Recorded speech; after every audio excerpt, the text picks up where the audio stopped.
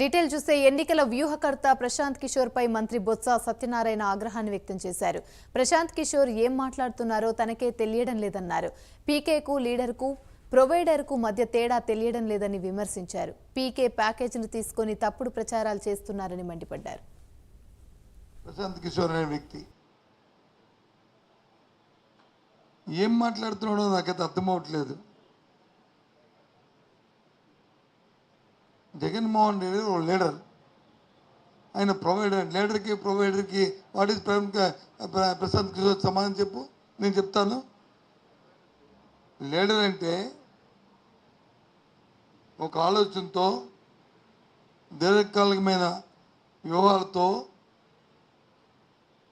ఏదైనా ప్రజలకు సంబంధించిన అంశాన్ని దాన్ని ఆలోచన చేసుకుని రిఫార్మ్స్ తీసుకొచ్చి దాన్ని సస్టైన్ చేసేవాడు లీడర్. ఇవాళ చేస్తుంది జగన్మోహన్ రెడ్డి గారు చేస్తుంది అది. నువ్వు చెప్పిన ప్రొవైడరు, నువ్వు చెప్పిన మేనేజ్మెంట్ ఎవరంటే చంద్రబాబు నాయుడు. చంద్రబాబు నాయుడు చేసినంత మేనేజ్మెంట్, చంద్రబాబు నాయుడు చేసినంత ప్రోగ్రెసిము, దాని అంటారు అది. అందుకే ఇవాళ గత 5 సంవత్సరాల్లో ఉన్న పారామీటర్స్ కంటే ఇవాళ పారామీటర్ పెరగడానికి కారణం అది.